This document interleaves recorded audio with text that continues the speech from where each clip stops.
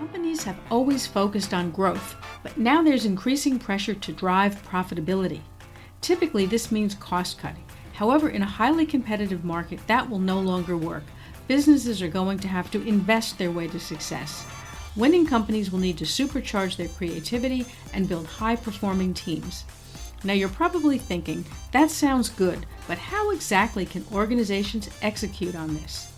I'm Jane Singer, and thank you for joining me here on A Seat at the Table and being part of our global community of industry leaders.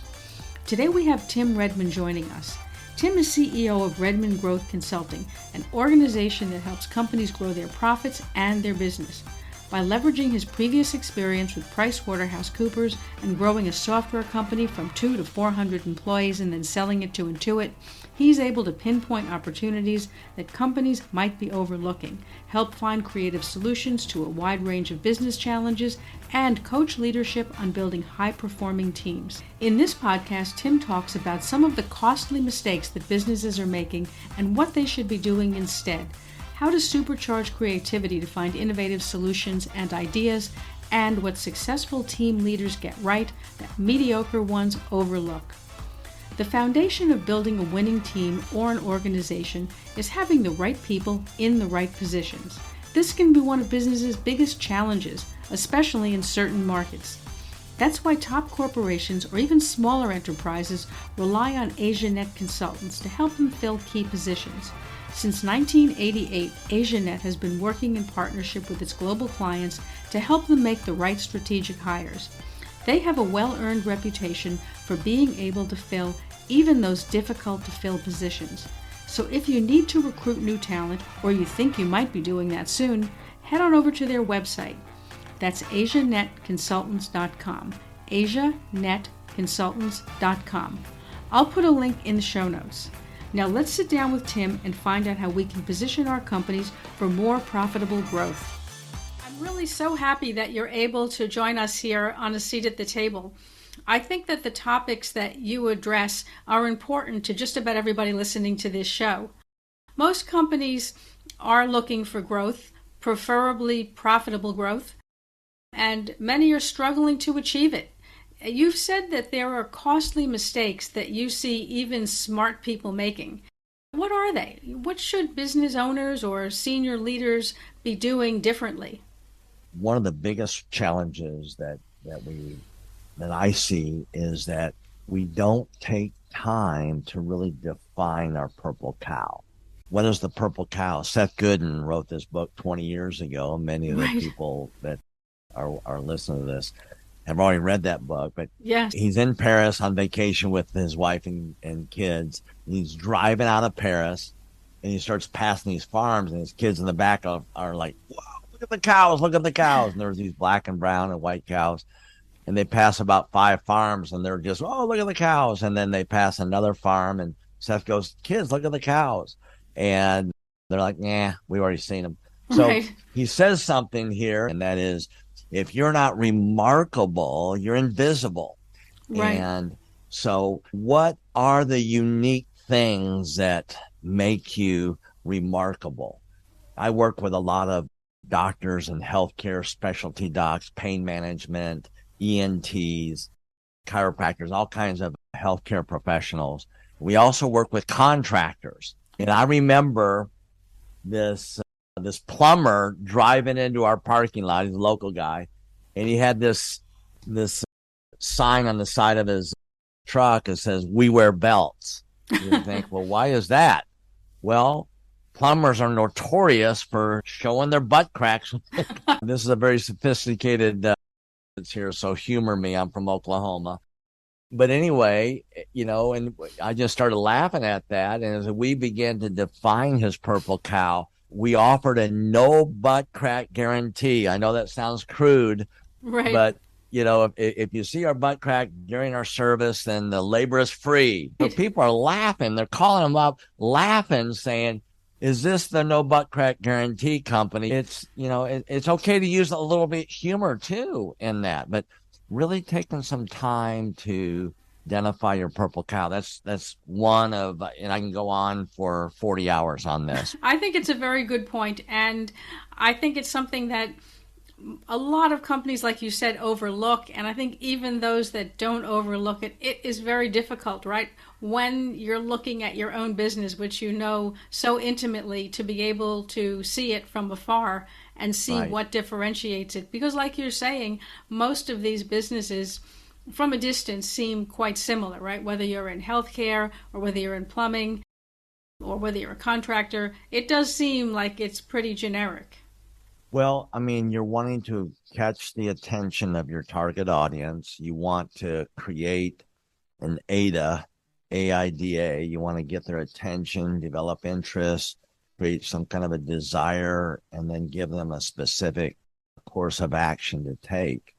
And another challenge, Jane, that I've seen is that we make the sales process too difficult. I had a guy just a couple of weeks ago give me a call. He says, I'm in the cold calling. Well, we built the first 100 clients, or we have about 150, 160 clients now, pretty good sized coaching firm. And our first 100 clients we obtained, we did it through cold calling. Wow. And so on his very first call, he's wanting to book a 2-hour meeting. I said, that's like going on a date and asking this your date to marry you on the first 10 minutes. That's too much. Yeah. So to create a sales workflow and to really take time, coupled with that, to really take time to identify your target.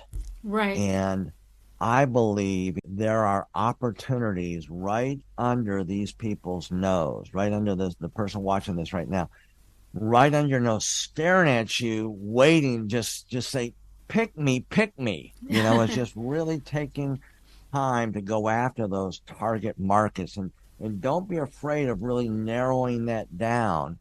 I like to say that you can widen your reach by narrowing your focus. Right. That's And a good so point. really define that target market and to go after those various aspects of that target market. Right. I think that that's a very good point. We do tend to want to cast a very wide net, figuring that you'll get more fish when in fact you oftentimes get nobody, right? Because nobody understands who you are or what you bring. Yeah, don't be afraid of getting really specific on the need that you cater to, or the want you cater to, or the pain that you solve, or the thing that they don't like, you make that go away. The thing that they really want, they just really want to stand out when they're in certain type of attire. They really want to stand out. You make that happen for them. You make it happen without breaking their head and having to think through it, and just it's almost like color by number. You just make Right. it super easy to do business and to get them to that place of desire, or that place where the pain goes away. It's really, really important to really define what that is. Yeah, I think that's a very good way to phrase it. Now, we're in an age that encourages people to be entrepreneurs, and Right. yet, despite venture capital, a vast number of very affordable technologies, access to online marketplaces, there's so many different opportunities, and yet many entrepreneurs fail. From your experience, what do successful entrepreneurs do right that struggling entrepreneurs are ignoring or are getting wrong? Yeah, I would say again, I want to emphasize they really take time to define the problem they solve. And it's kind of like the three P's. They build a sales process around the three P's, your marketing and sales. Okay. First is, what problem are you solving? What problem are you making go away? And the positive side of that is, what goal or what desire or what do they wish for? Right. So you really define that problem. You make a huge promise. Don't be afraid of making that promise huge, because you've zeroed in on really making that problem go away, or really making that goal come around, or that desire to be fulfilled. So you really make a big promise. And then thirdly is you provide proof. So proof is the testimonials, happy faces, the people that are, I believe in this thing called reputation management, reputation marketing, where there's an old proverb here written 2,500 years ago that says, don't praise yourself, let others do it for you. And that is when you have videos or Google reviews, but you have real customers saying, this is why I love this company. This is what I had, and they made that pain go away, or this is my desire, and they fulfilled that desire. You can't overdo that. That's just really something to lean into. Feedback. I think that's very interesting. And it's a good point, because sometimes people feel, oh, that's simplistic, right? You need something more complicated. They must be getting something more difficult wrong. Do you know what I mean? And oftentimes, like you said, it is the simple things that you need to fix in order to get the train back on the tracks. Genius is in simplicity. Yes. And there's a good friend of mine, Albert Einstein. Actually, I'm just name dropping here for credibility. That is really, I'll keep my day job here and let the comedians do their job. But anyway, Albert Einstein says, genius is making things as simple as they can be, but not more simple. So right. Don't be afraid of really doing the hard thinking work to make what you offer as simple a solution as you can. Yes, I would agree. I think that we tend to overcomplicate things, and the success oftentimes is in the simplicity, as you're pointing out. Now, you talk about supercharging creativity to tackle challenges. What does that look like? How can companies apply this to their own businesses?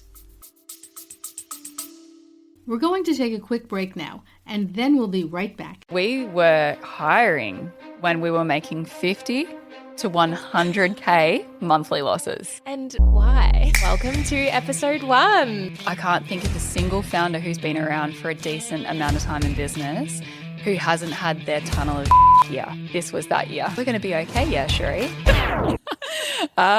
Some are going to hear this and think, you TDP. But hear me out. You only have to do the math to understand that very soon we were $500,000 down.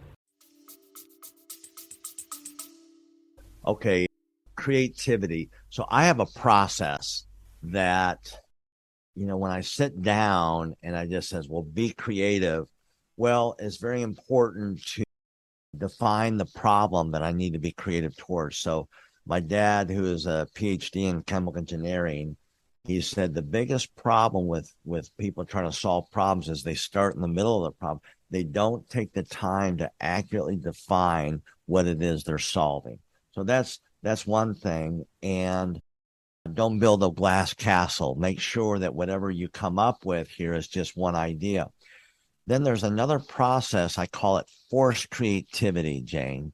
And that is that I look at what I'm doing right now and I X that out and I push that out of the room. I push that out of the possibilities. I say, I've got to think of something completely brand new that I've never thought of before. I've never approached it this way before. And so I go through that forced creativity, and we've come up with all kinds of innovations within our marketing, our sales, even our product delivery and our coaching, and causing the red line to really go up to a huge level on the results we're able to get because of that forced creativity. It's very, very, very important just to disown what you have, at least temporarily, and just begin to think about that. I like to look through magazines. I like to look through and not read the articles on creativity.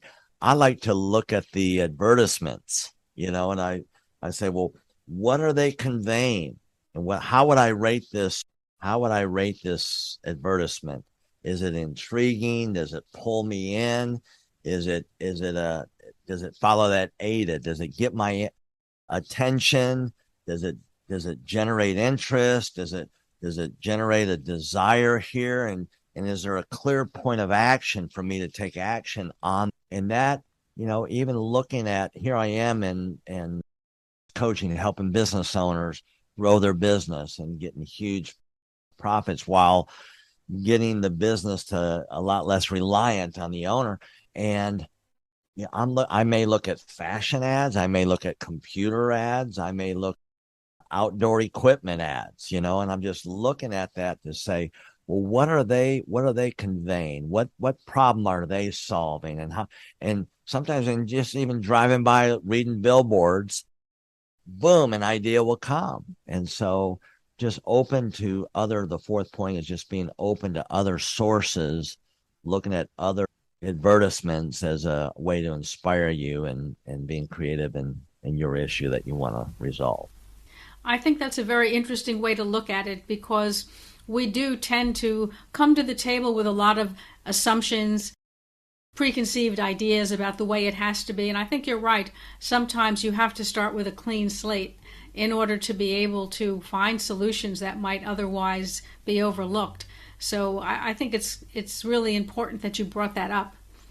Now, they say that teamwork makes the dream work.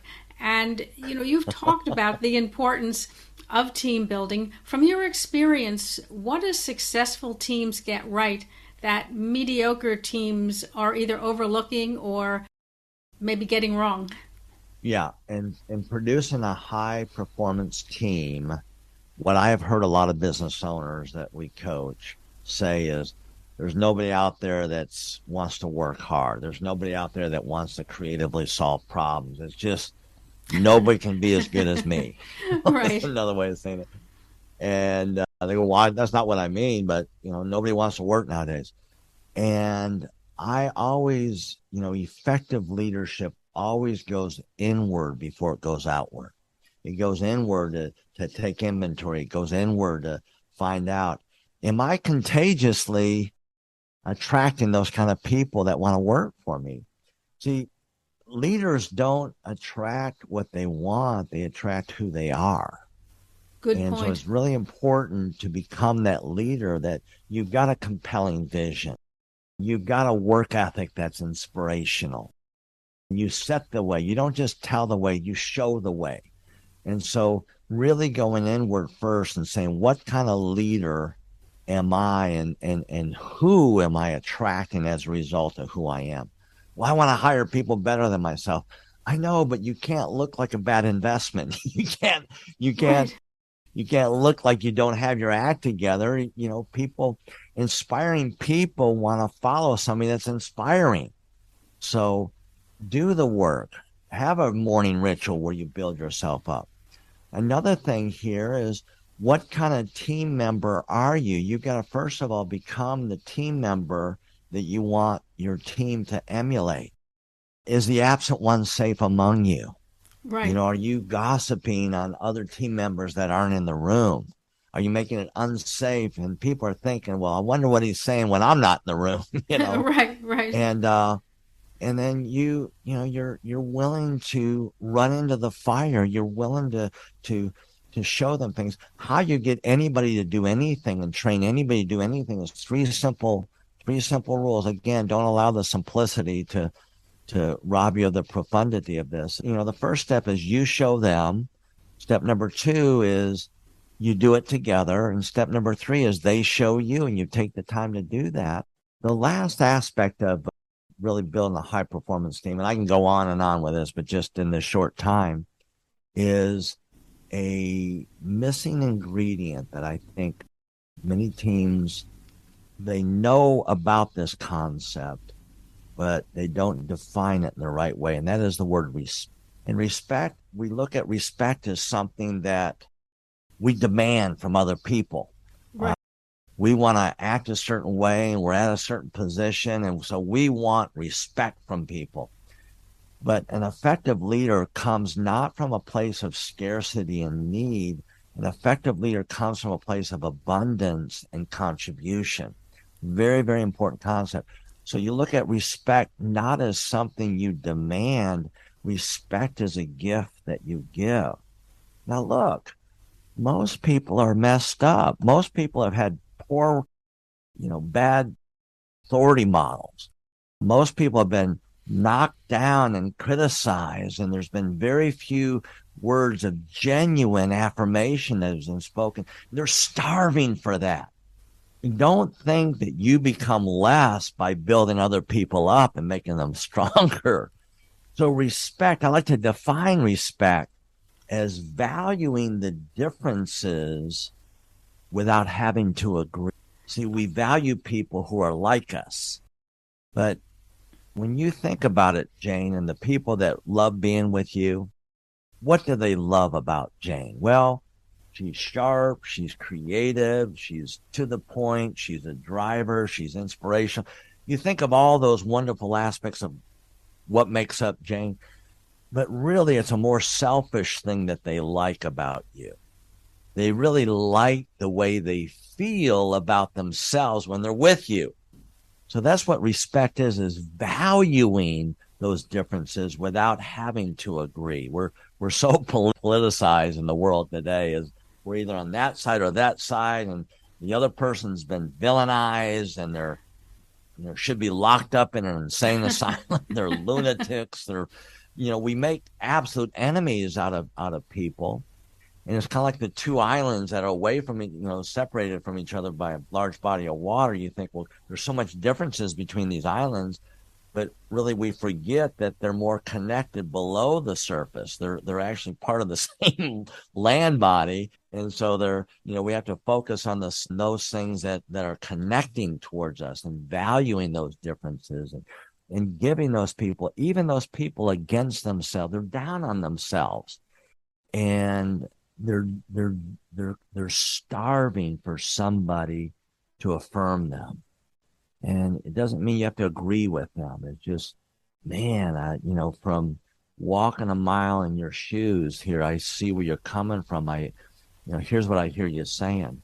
And that is super, super, super important in retaining high quality people. It's not just the money, it's the recognition, it's the connection, it's the feeling like they're part of something, that they're winning, is really important. Does all that make sense, Jane? Yes, it does. And I think that it's an excellent point. And I like the way you framed it, because I think we forget that people oftentimes, as you're pointing out, just want to be heard and don't necessarily need you to agree with them, or not. You don't necessarily need to agree with them 100% on every point, but they want to be heard and they want to be respected for their opinion. So I think these are excellent points. Yeah, it's really, really amazing when you can come into your work situation from a place of abundance and contribution. There was somebody that wrote, Dr. Daniel Goleman. He wrote this whole emotional quotient book from way back 1995 or so. And he wrote another book after that. It's called Primal Leadership. And one of the things he declared in that book, he said, executives, CEOs especially, tend to underestimate the impact that they have on their workplace. He said that, your attitude, your emotional state is how you feel about yourself and the world around you. Your emotional state management, they underestimate where they are on that. If they come into the workplace down and discouraged or angry or miserable, it's almost like a virus that affects that whole company. And conversely, when they come in there and they're on top of the world, they're ready to climb the tallest wall and conquer the tallest and biggest mountain here. Boom, that just radiates throughout their company. Even if it's a company of 2 or 3 people or 2 or 3,000 people, it's amazing how the impact that CEO or that top leader has on their people. And so do the work.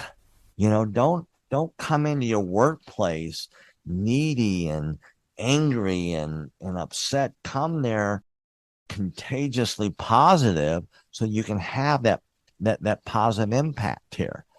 And I like to ask this question, Jane. I want to ask this question here is, if you had a friend that spoke to you the way you speak to yourself, would they still be your friend? And look, it's interesting. One of the things I would want to get real personal here with the people is stop putting yourself down for the sake of the people around you, for the sake of your customers, for the sake of the suppliers, everybody that interacts with you. Give yourself a break. Be positive about yourself. It's really making sure you come in there ready to give and ready to be contagious. I think that's a really great point. I mean, it's something that's not easy to do, but it's part of the responsibility, as you're pointing out, of people who are in a leadership role, particularly in a senior leadership role. Absolutely. I mean, I've had so many of my clients that when we get into this, they're like, "Are you a life coach? Help my business grow." And I say, well, right now you're like a bad apple and you're spoiling the other apples here. Right. I don't say that quite direct. With some I do. Right. But once they're aware that they do really have an impact on their productivity of their company, and they begin to write that or make corrections in that, it's like they mysteriously see sales and profits begin to increase. Absentee and turnover tend to go down.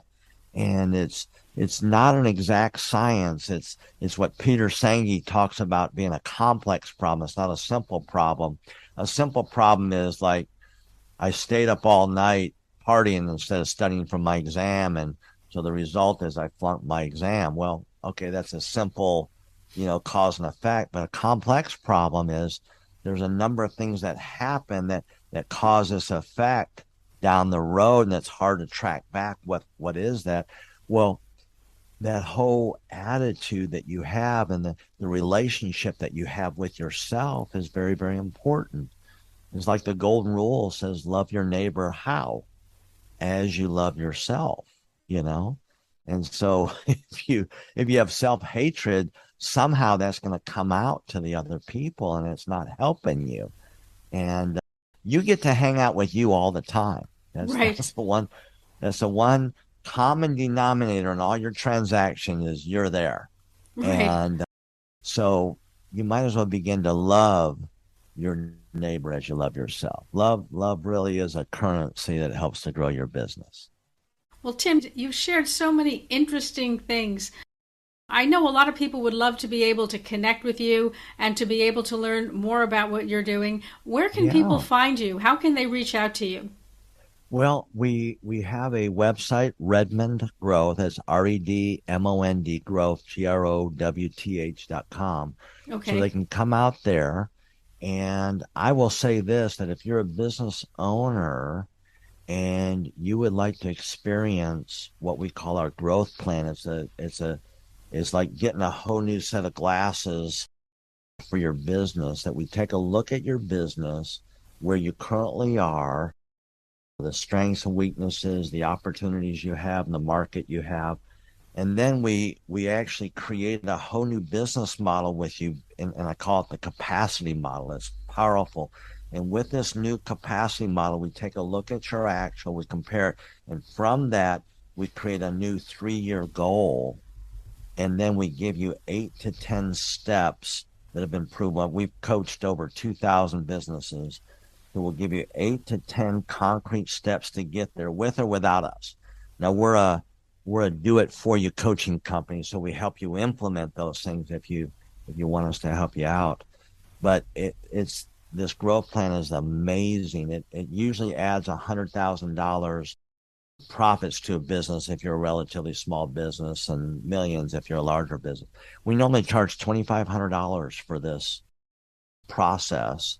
And if they write in, they talk about your podcast or how much they love Jane, then we'll waive that $2,500 free. I'd like to be able to give you that growth plan at no cost. So, well, anyway, I think that sounds wonderful. And if they want to email me directly, it's Tim@Redmond Growth, and I'd be glad to answer any question they've got. Well, that sounds great. And I'm going to put all of your links in the show notes so people will have an easier way to find them. And I just want to thank you again, Tim, for joining us here on A Seat at the Table and for sharing so many valuable insights. I'd also like to thank our sponsor, AsiaNet Consultants. AsiaNet's a specialist in recruiting top talent in Asian markets. Since 1988, AsiaNet has been working in partnership with its global clients to help them make the right strategic hires. They have a well-earned reputation for being able to fill even those difficult-to-fill positions. Learn about how they can help you find the best talent by heading over to their website, AsiaNetConsultants.com. That's AsiaNetConsultants.com. I'll also leave a link in the show notes. Thank you for joining me here on A Seat at the Table. If you enjoyed this episode or learned something from it, I would love to hear about it. If you'd like to support the show, please hit the subscribe button. And if you can take a minute to leave a review on Apple Podcasts or other channels, that would be fabulous. Don't forget to check out our podcast website, seatpodcast.com. That's SEAT podcast.com. If there's something you'd like to share, ideas, suggestions, or comments, please feel free to reach out. I would love to hear from you.